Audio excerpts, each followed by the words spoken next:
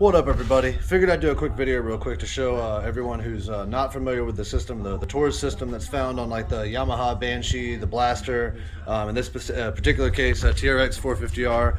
But either way, it has a system in place that's basically designed to prevent you from having a slide stick open on your carb or a wide open throttle situation that you're unable to control.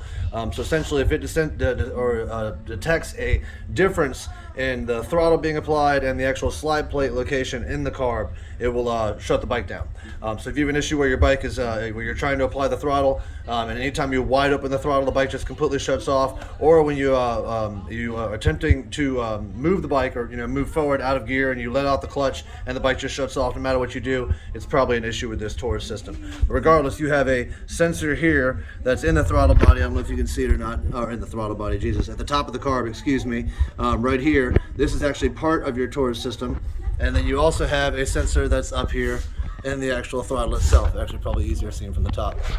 But either way, you can essentially close the loop on this system by cutting the wires here. And you can see it how I've done it here. Cutting the wires and looping them over, which in this case just makes this irrelevant. This doesn't really do anything. It's not connected to the main harness.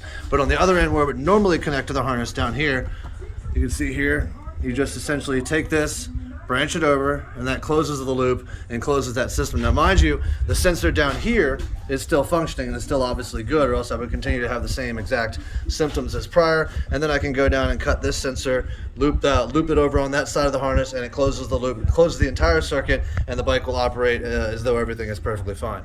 Because in all reality, it's kind of an irrelevant system. The CRF250R and the CRF450R, the dirt bikes, do not use this system.